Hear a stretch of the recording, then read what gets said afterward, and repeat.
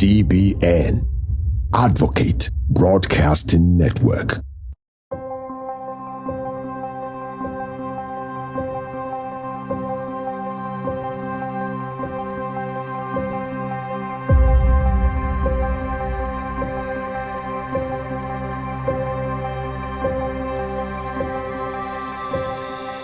In the heart of a nation, where democracy spurts through every street and struggle, one man's journey rises above a familiar hum of routine, rewiring not just its rhythm, but its rhyme. Not with might, but with mission. Not with noise, but with nuance. They called him the uncommon transformer, not merely for what he changed, but for what he built.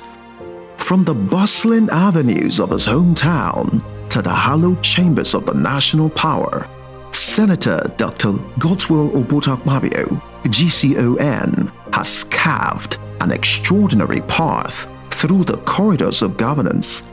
His story is not only etched into the institutions he has served, but into the lives of millions who have witnessed his imprint on public service.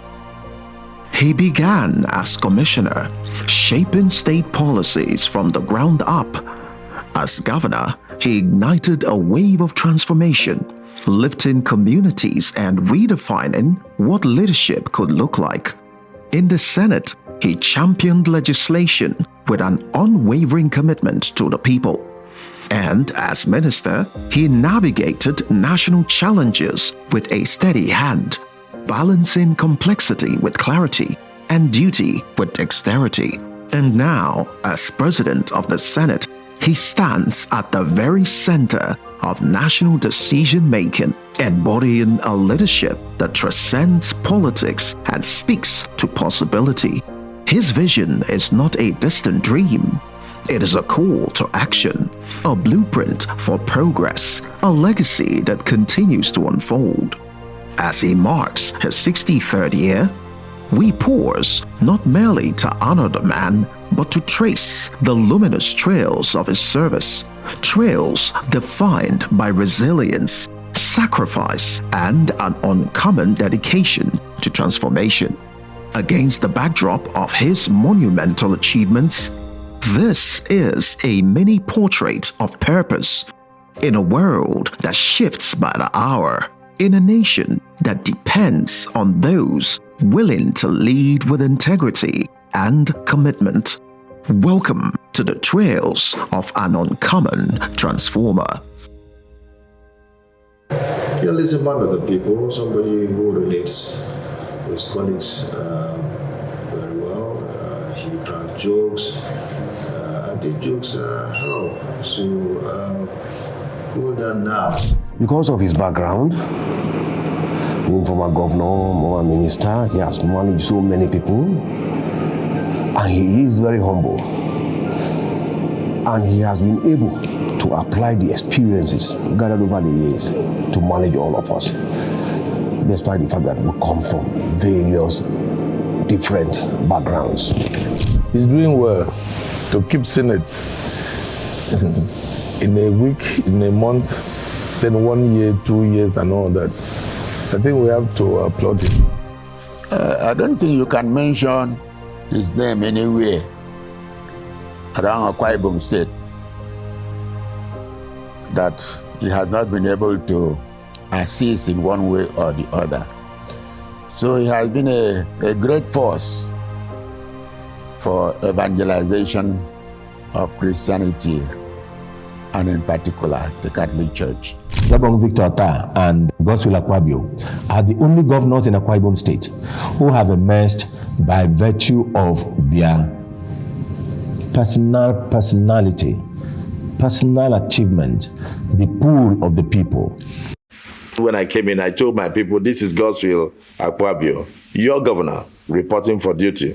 I'm sure a lot of people took that phrase very, very lightly. I meant every word of it, that yes, indeed, I was reporting for duty. And since then, without being boastful, I think the results of my my efforts are there for all to see.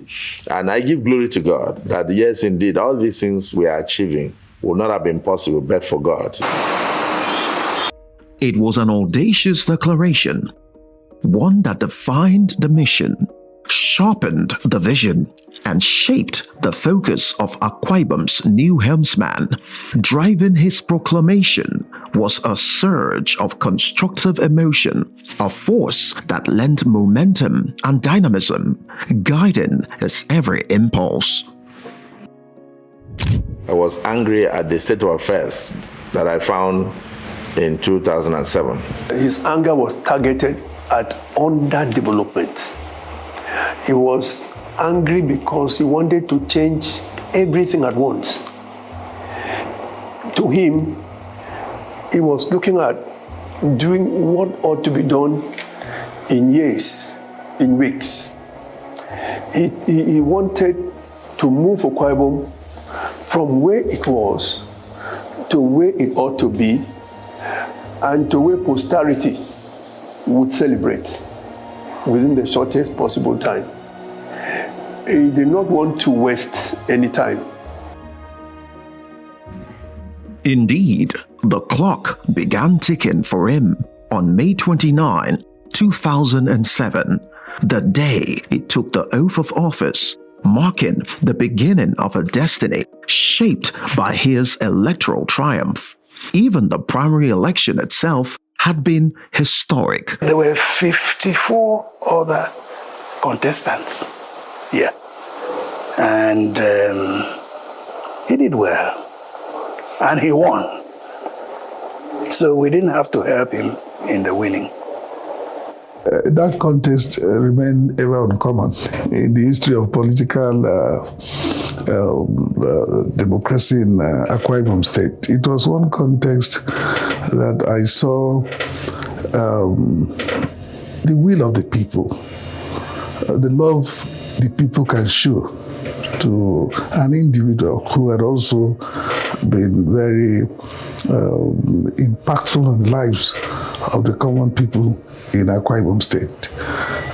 My boss came in as Commissioner of Petroleum, then later on as Commissioner of Local Government and Chieftaincy Affairs. And within the period of his service in those two ministries, he's been able to make a mark and prove to the people of Akwa Ibom State that he has a capacity to lead them.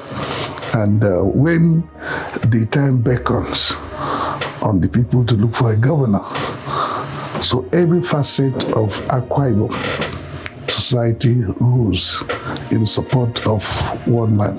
That's why we talked about let God's will be done, and truly God's will became done in the lives of Akwa Ibom people. That was the most hotly contested primary election in the history of Akwa Ibom State. Having secured the party nomination, the governor's lodge was only a step away from him. My first election, the people said, let God's will be done. The chorus was everywhere, let God's will be done. So my name is Godswill, so I had to go into it, and God's will was done in God's will. And God's will was done in Akwa Ibom State. Sabong Victor Ta and Godswill Akpabio are the only governors in Akwa Ibom State who have emerged by virtue of their personality, personal achievement, the pool of the people. Ata emerged from the pool of the people, he had no godfather. Akpabio emerged from the pool of the people, he had no godfather. On eventually taking the reins of leadership, he did so with an electric and forward-looking mindset. I also decided that the will of God for mankind remains good governance, creation of opportunities, fulfillment of the desires of the masses, upliftment of the people, empowerment of the people, and above all, radiating love and taking the people back to God. So I saw it that yes, I wasn't just another human being just going through life. So as a governor, they said I was uncommon in every way. And thereafter, I left behind very solid legacies not attributed to me, but attributed to God Almighty, who made it possible for me to be in that position. And I gave all glory to him, and I still do till tomorrow. Akwa Ibom was launched into a new phase, a phase of uncommon transformation, whose milestones and impact on the people have stood tall as its legacies. I remember that a few weeks after he won, we deliberately went to Juelegba. I mean, I was over the moon with that, because I'm a masses person. I'm a person of the, I don't like the word grassroots, but that's what most people would understand. And at Ojuelegba, he addressed our people in Ojuelegba. And there is a very powerful, lively Akwa Ibom representation at Ojuelegba. And he says, you must come home. There's a new government on, and it has space for you. You don't have to be here.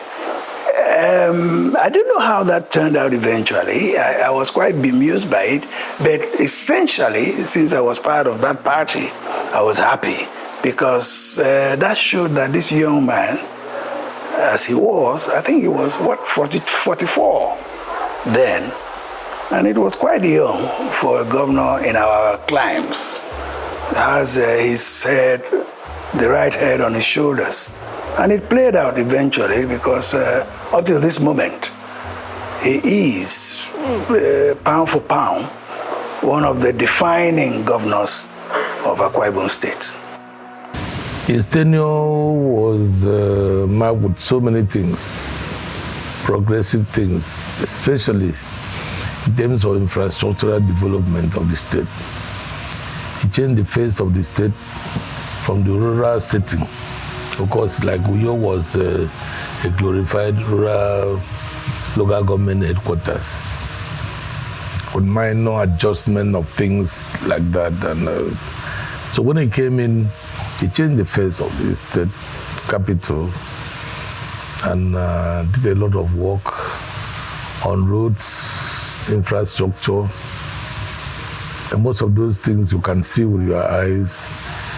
The government house, the governor's lodge, the banquet hall, the stadium, you can see the hospital, Ibom Specialist Hospital, and scholarships to the students was available. And most importantly, he was able to actualize Ibom, Akwa Ibom State Airport.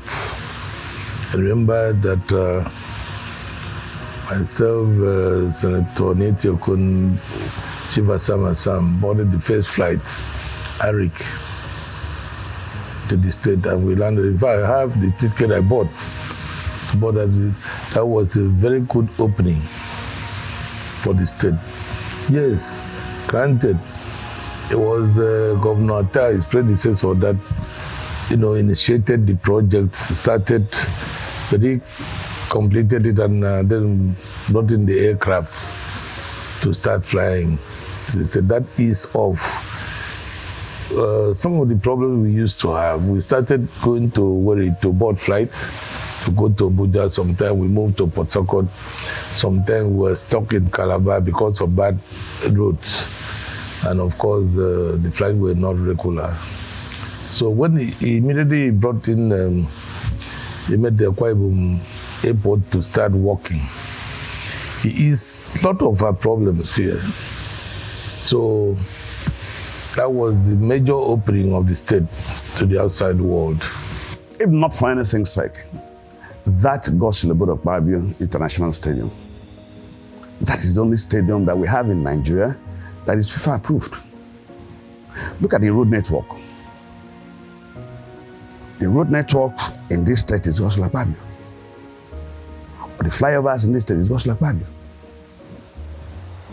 So that is one thing. In fact, my own was, if anybody can come in and he wants to face infrastructure, he wants to face industrialization, you face it. And this is somebody that had to put in hands into all those things to make sure that Akwa Ibom becomes a place of destination. You see, that time, the economic situation and the industry situation in the state was actually comatose. None of the industries were working. And like you said, it's not the working of the industry. There are things that aid the workability of those industries, which is enablement. And one of the enabling environment we needed was to establish very sound infrastructural renaissance in the state. And so when we began the development of stabilizing the roads, stabilizing the security situation in the state, stabilizing the human capital development that will have the source to be able to run on these industries, you see, we started the uncommon transformation. The uncommon transformation was led by Baoga, where the foundation of the industrial rebirth, economic rebirth of our state. Because those things are still standing, the airport are still standing, the roads are still standing, the power plant are still standing. So every other thing that aided the industry was one of the things he led as part of commerce and industry development within the 8 months that I was there. And thereafter, we took over from there and I moved to another ministry. But all what I know, which you can attest to it, is that the Uncommon Transformation series reverberated in every aspect of our society. In this state, the creative industry never had it as good as they did during the Godswill Akpabio years. Yes, every governor has profoundly impacted that industry, but this was an industry that was basically open to almost anyone who had the talents to showcase. Akwa Ibom State had already become the center point of convergence of the entire Nigeria in almost every field. The army came here, the navy came here, the judiciary came here, everybody came here. Oh yes, the creative industry came here. It was a potpourri of AGM after AGM, annual conferences after annual conferences.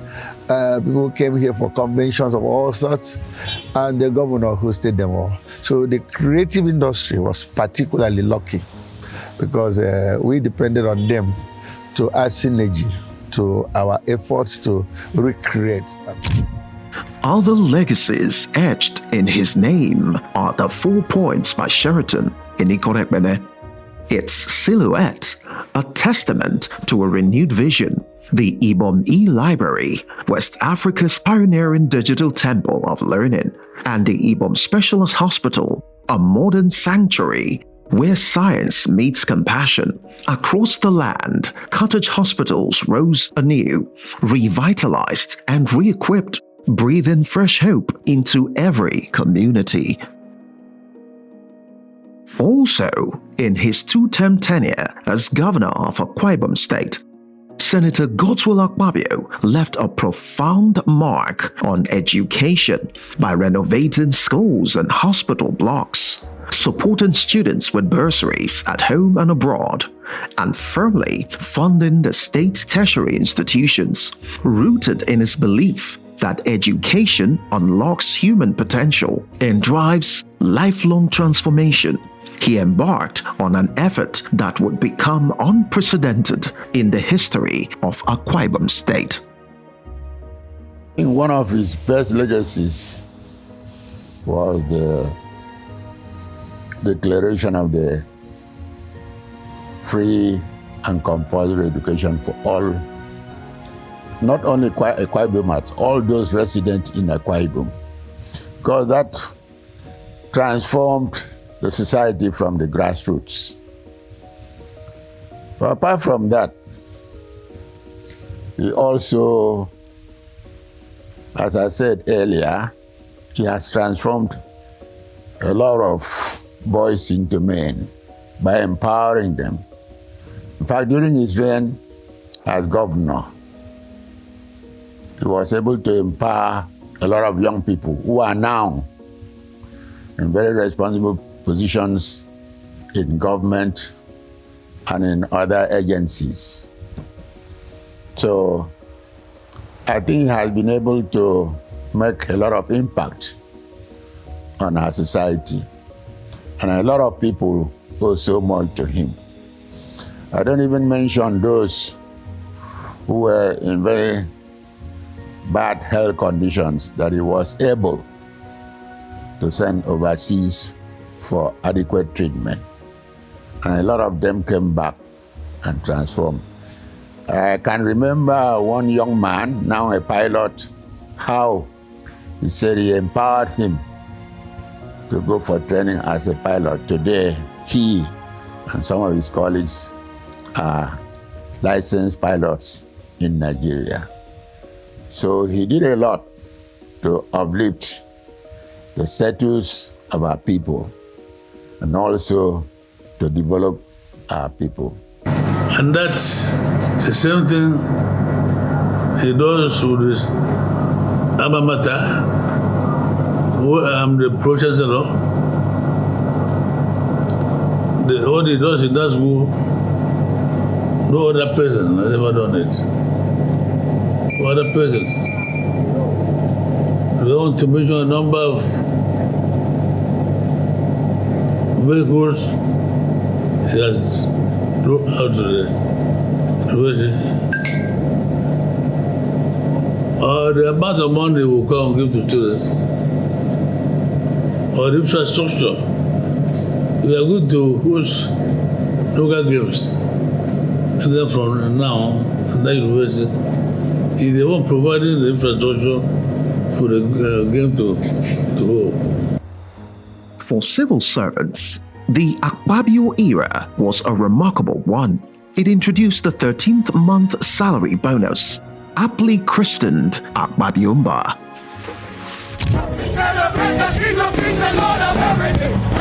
Just like what happened in the Bible when the tired Jacob was lying down by the tree, and then suddenly he saw the heavens open and the angels singing and praising God, and he said, surely God must be in this place. He stood up and he took some pieces of stone and erected a memorial and said, this must be God's place and God lives here. What we have done in Akwa Ibom State is that we have erected a memorial. We are leaving this as a legacy. This memorial must continue from generation to generation. We must continue to praise God. That way God will continue to bless us. It is well in the name of Jesus. Oh man, with my soul today. And then came the Carol Festival, an annual event that sparked popular acclaim and exclamations. Oh my brother. That was one way of letting the world know that there is a place called Akwa Ibom State. Every part of this globe, every part of the world, people have something you can identify themselves with. The Rio Carnival, the Mardi Gras, and many other festivals across the globe. We had our own, the Akwa Ibom State Christmas Carols Festival. We were looking forward to the carols.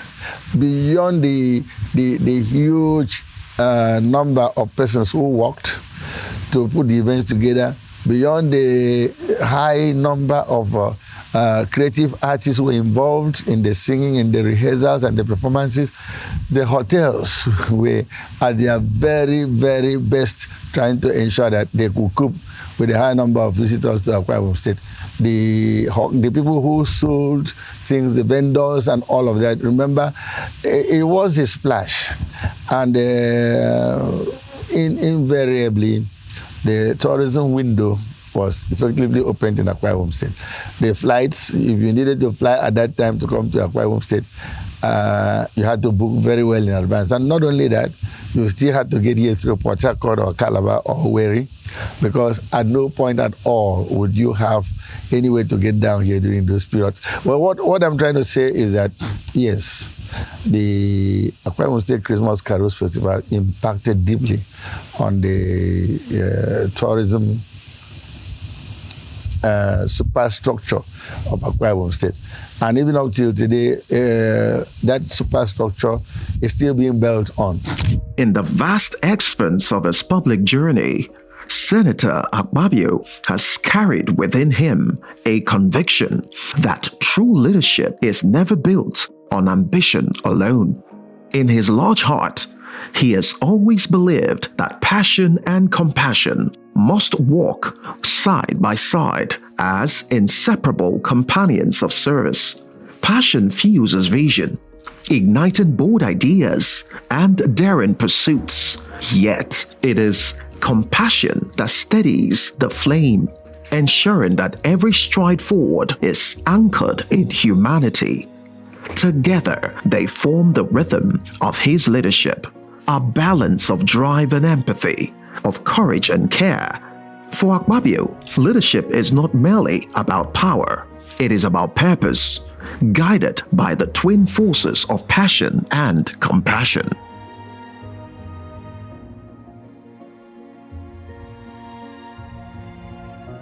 He believes in touching people, whether he knows where you come from or not. That's one unique factor about him. And so those are the kind of, attributes, qualities that he possesses that,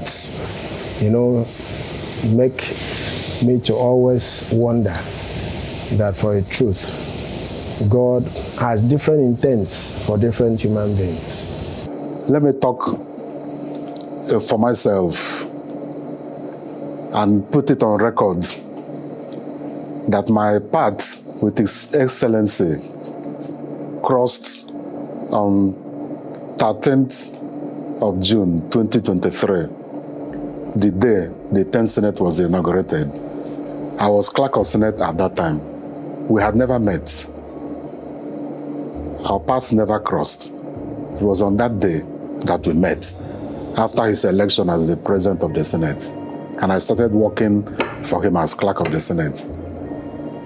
And worked for 1 year and 6 months. And had to retire upon attainment of the age of 60. And it was on that day of my retirement that he appointed me as the chief of staff. I don't think that it is a common development. Just 1 year and 6 months of working for him, he was able to take such a monumental decision. That shows the character of the man. That is one man that is detribalized in everything he does. I keep on telling people when they come, when they want to say, I said, Godswill Obot Akpabio is a detribalized human being. He came in as governor, you could see the kind of things he did. Where Attack stopped, our Governor Victor Attack stopped, he picked up from there. All the transformation we have seen in Akwa Ibom, all the young men you have seen now doing very well, most of them, I can say it, most of them, is the handiwork of Godswill Akpabio. And since he left, I can remember one thing that somebody said. There's a sticker that somebody put in his car. Godswill, you'll miss. That is, we're going to miss you. And sincerely, we're missing him in governance. But thank God he has moved higher. After finishing with a flourish as a 2-term governor in 2015, another tour of duty beckoned on him as he won election on the platform of the People's Democratic Party to represent Akwa Ibom Northwest Senatorial District in the Senate of the Federal Republic of Nigeria, where, as a man of destiny, he made history. And that leadership quality in him, mainly when he went to the Senate, which has never happened before, he was made the minority leader. It has never happened, a first timer in the Senate. But mainly when I heard that he was looking for that, I said he will get it. Because he's a goal-getter. Anything he wants, he knows how to go about it, and he gets it. He started the politics of engagement in the Senate. As minority leader, he did not just work for the PDP. He worked for the PDP, APC, and the federal government, because he believed as leader that the president was president. He controls money, he controls votes, he controls projects, he controls programs. That while he maintains his PDP-ness, he should also maintain the ability to walk across aisles, walk and have the confidence of the PDP members which he led, and walk and have the confidence of the APC members who were the majority at that time. So he was able to have a great blend between majority and minority. In the world of politics, true mastery lies in sensing the pulse of unfolding events, in discerning patterns, glimpse in what lies ahead and align with the flow of history, not for show, but for the noble opportunity to serve on other capacities. As one imbued with his quality, Senator Akpabio defected to the All Progressives Congress (APC) in 2018. When he moved from PDP to APC, people did not understand where he is going to and what he intends to gain from the movement. But today we can all smile. The Central District voted him to become the Senator of the Federal Republic of Nigeria. He went to Senate and then he come back as the Senate President of the Federal Republic of Nigeria. The following year, his antecedents as an uncommon transformer earned him a place in the Federal Executive Council, where, when he was appointed the Minister of the Ministry of the Niger Delta Affairs. On the assignment, he discharged his duties with familiar zeal and trademark enthusiasm, registering impressive signposts in his wake. Before he came in, we've had ministers for the Niger Delta, but he stood out.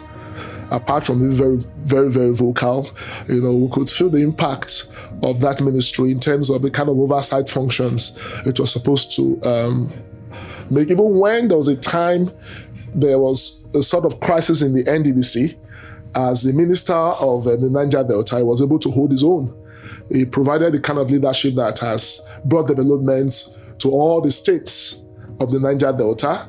Not just his state, because you find that when we've had ministers that occupy that position in the past, they tend to focus more on where they come from, because he had done very well as governor of Akwa Ibom before that time. So in terms of impact, I think, yes, we felt the impact across all the states of the Niger Delta.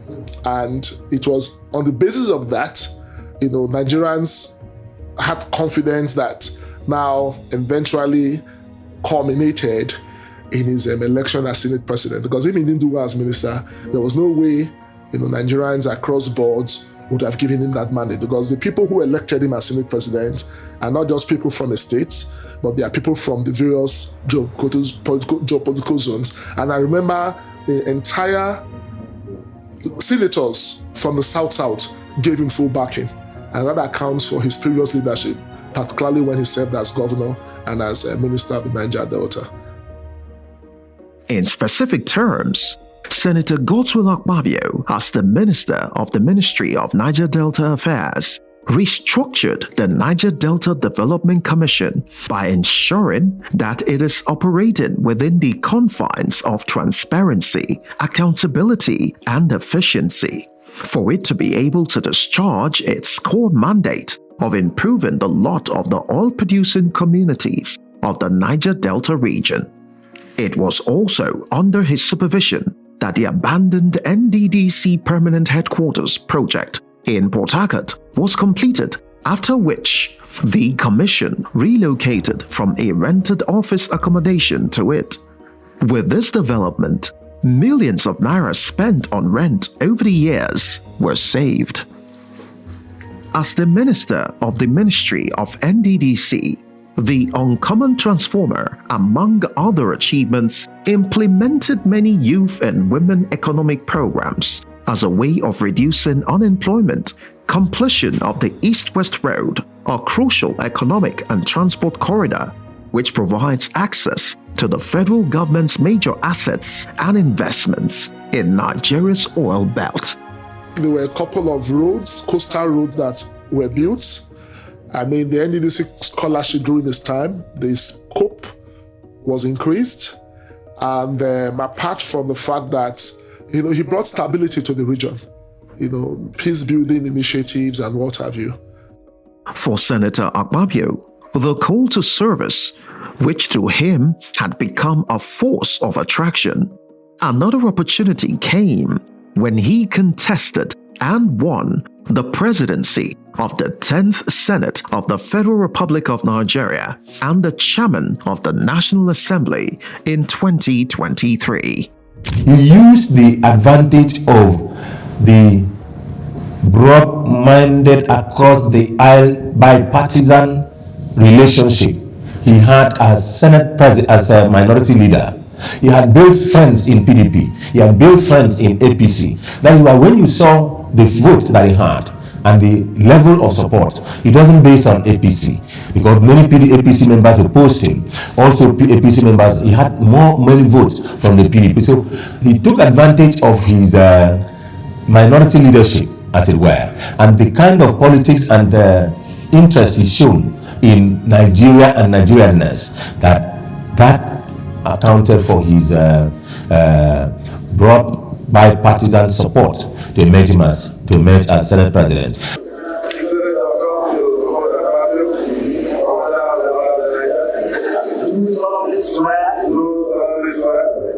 That I will be faithful and bear true allegiance to the Federal Republic of Nigeria. And that I will preserve, protect, and defend the Constitution of the Federal Republic of Nigeria. The Constitution of the Federal Republic of Nigeria. So help me God. So help me God.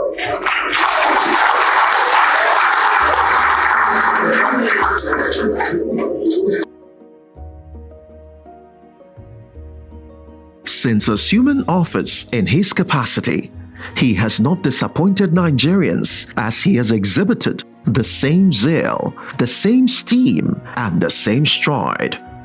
Also worthy of admiration is his astonishing wealth of discernment. Now, having emerged, he has a principle, and I cherish the principle. The principle is, we don't just fight the executive because it is necessary to fight. Let us fight the issues which are capable of bringing down or challenging the administration. He does, and that he holds, and as this government holds, the principle that there is no hunger, poverty, terrorism, insecurity, does not know PDP, nor APC, nor ADC. He does not know political party, does not know religion. And so he presides over the Senate as President of the Senate of the Federal Republic of Nigeria, not taking account of his interest as APC member. It is therefore not surprising that he has breathed new vigor into the Senate, infusing it with an effervescence that enables it to function as truly viable estate of the realm. Precisely what the nation requires at this defining stage of its evolution. Precisely under his leadership, the 10th Senate has passed more than 90 bills, with more than half of them signed into law. Some of these are the Minimum Wage Act, Students' Loan Act, Electricity Act, the Student Loans Act, and the Act establishing more regional development commissions in the country. Senator Akpabio's leadership is also credited with enacting tax reforms intended to drive a more equitable tax system in Nigeria. We just passed the 4 tax bills, and the President signed them into House of Parliament. Very major. You'll be so shocked that some of the laws we have, like stamp duties and the rest of them, were way back in 1901, 1936 and all that. Those things were still part of our laws in the country. Were pre-colonial era, or not even pre-colonial, let's say pre-independence era. Those laws were still part and parcel of our system. So the current administration of President Bola Ahmed Tinubu is indeed moving in the right direction. Apart from enacting laws, the Akpabio-led Senate has strengthened its oversight functions, as evident in its contributions to the presidential directive that the Nigerian National Company Limited sell crude in Naira, an action that has helped stabilize fuel prices in the country. Also, credit to the Senate under Akpabio is the stringent screening of nominees for public office to ensure that the right person gets appointed. Unlike in the past, when nominees were slapped with a loaf of bread in the name of screening. And I've not seen any nominee in the Nigerian Senate spend so many hours answering questions from senators since 1999. I think you are the first. So you have set the record.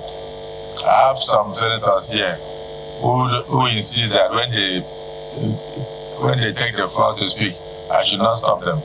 That after all, United States, some senators speak for 24 hours.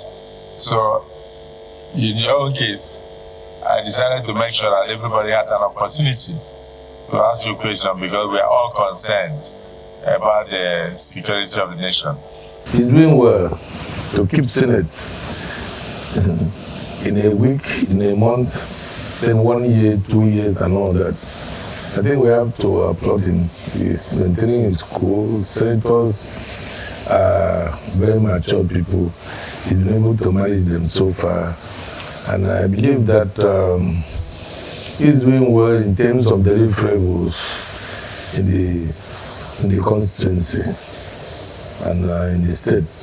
Even the 2 years he has been the Senate president, by the time we did an analysis, with all due humility, we found out that the 2 years have achieved a whole lot more than the other 7th, 8th, 9th Senate.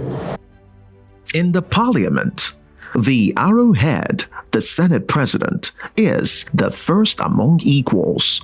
His strides extends only as far as senators unite, offering cooperation, support, and loyal purpose, for he is their rallying point, the center where their collective will gathers to shape the nation's path.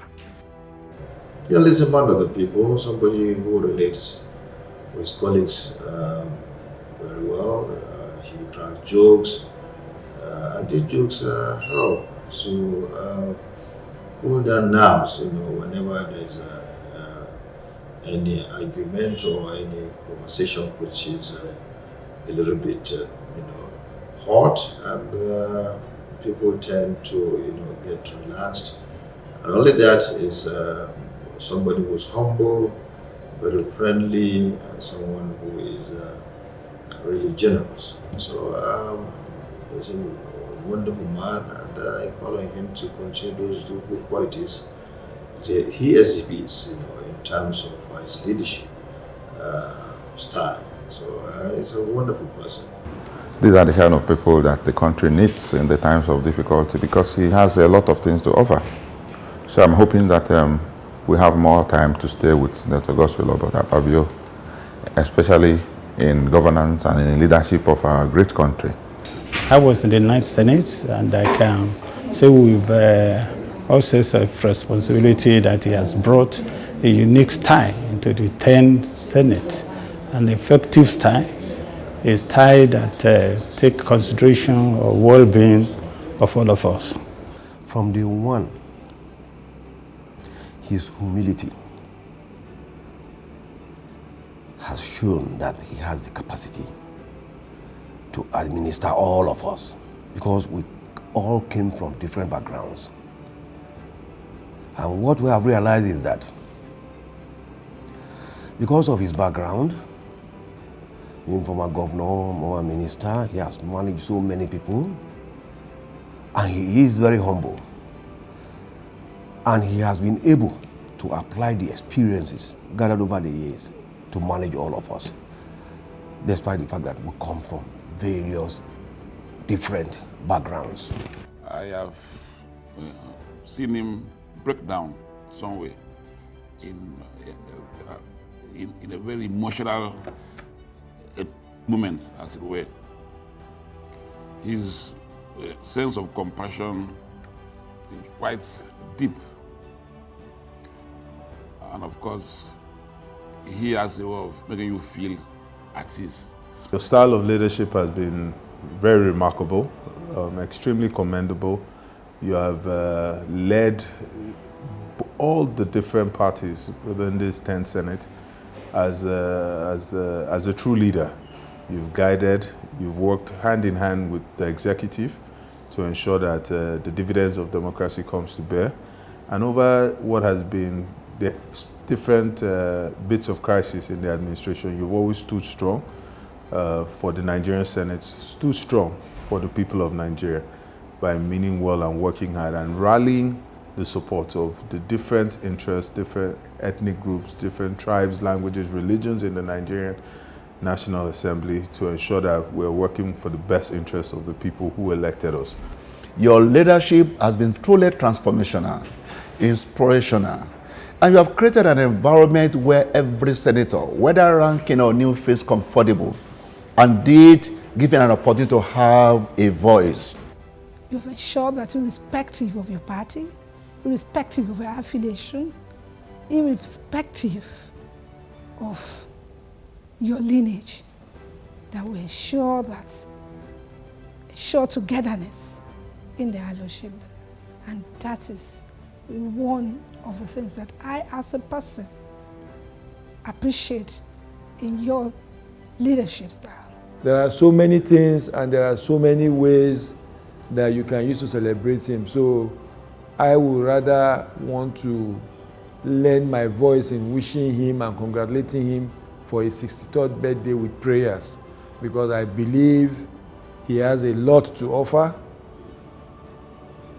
He is somebody who, when you come close to him, every day you will continue to see or find a value in him.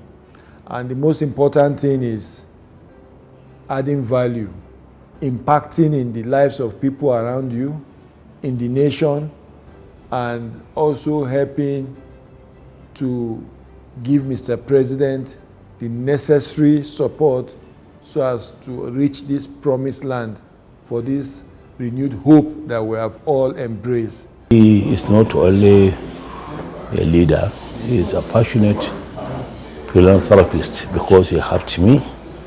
He helped me save my life. I'll never forget that. I wish him many, many, many happy returns. I want to thank God for the entire Senate. I pray that God will continue to give him wisdom, continue to give him strength, and continue to give him the grace to galvanize the National Assembly in support to His Excellency, our President of the Third Republic of Nigeria. So there is this dominant thing about him. He embraced the principle of collaboration and cooperation in all matters. And people like this, they look very jovial. They don't want the statement of power struggle. So he's not aggressive for power. He wants issues to be discussed. And many times you can take them for granted because they tend to be very simple people. And let me use occasion to thank him for the fantastic job he's doing by supporting President Tinubu and being a very wonderful loyal officer. Your leadership, dedication to national progress, and unwavering commitment to strengthening democratic institutions continues to inspire a new generation.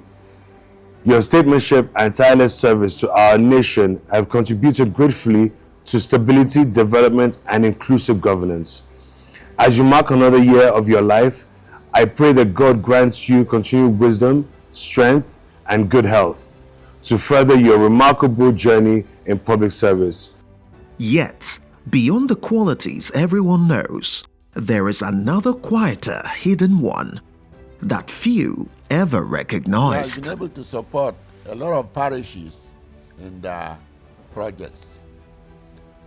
And recently, the Catholic Diocese of Ikot-Ekpene hosted the Catholic Bishops' Conference of Nigeria at the retreat center at Nko, Oborokara local government area. And Senator Akpabio's contribution was enormous. So he has been a great force for evangelization of Christianity, and in particular, the Catholic Church.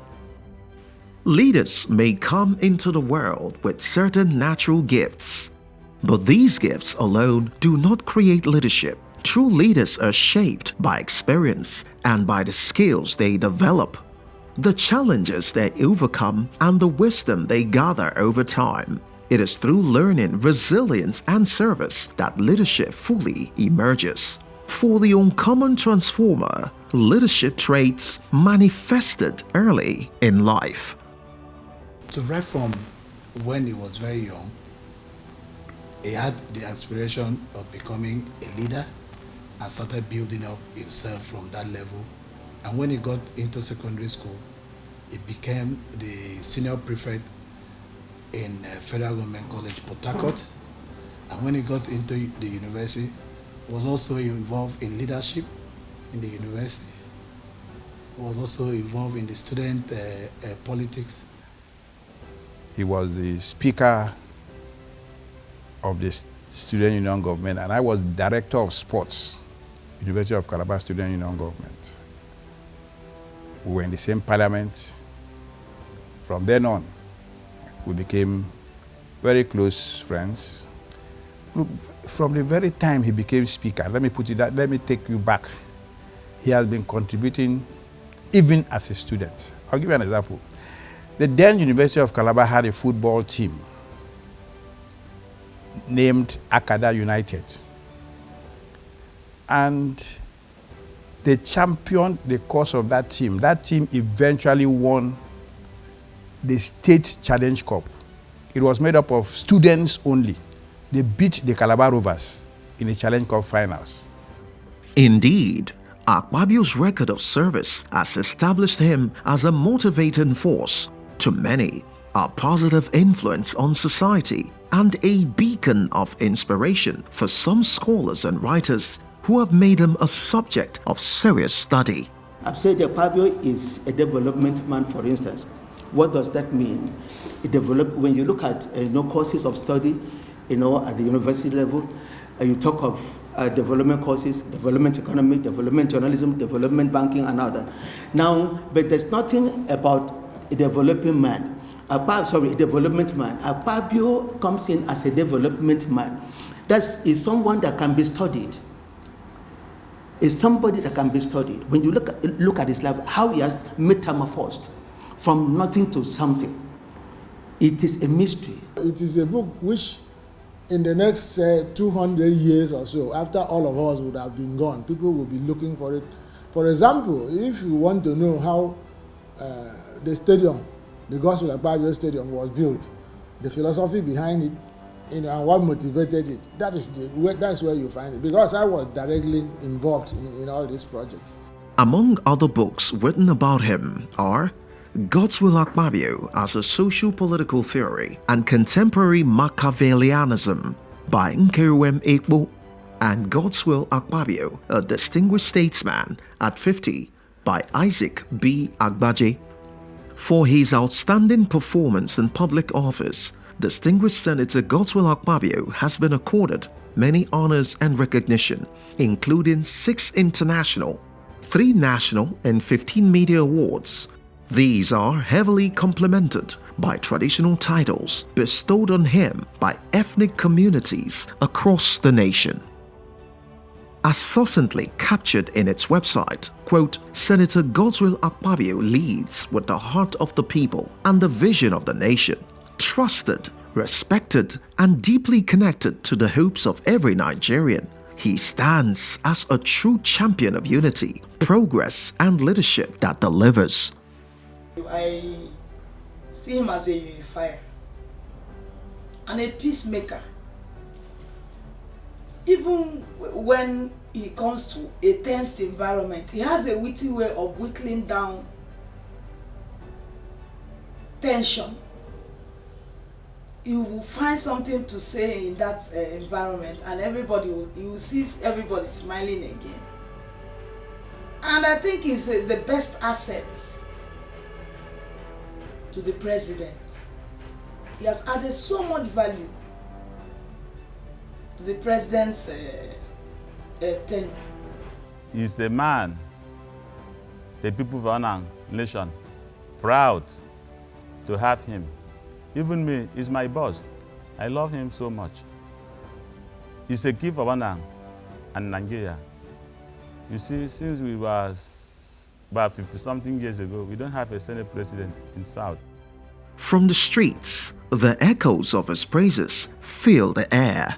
As you see me so, it is only that man, and it is God Almighty and Godswill Obot Akpabio. And I was a boy, but today I'm a man. I'm proud for him, the #1 senator I have for South. He can do on. He can even do more than we expect. He try, look at roads, look at everything we expose. They know us, South Africa. They know us for all the place. Godswill Akpabio, may God bless you for what you are doing for us. I wish him good health long life and to continually inspire us all for, a better future.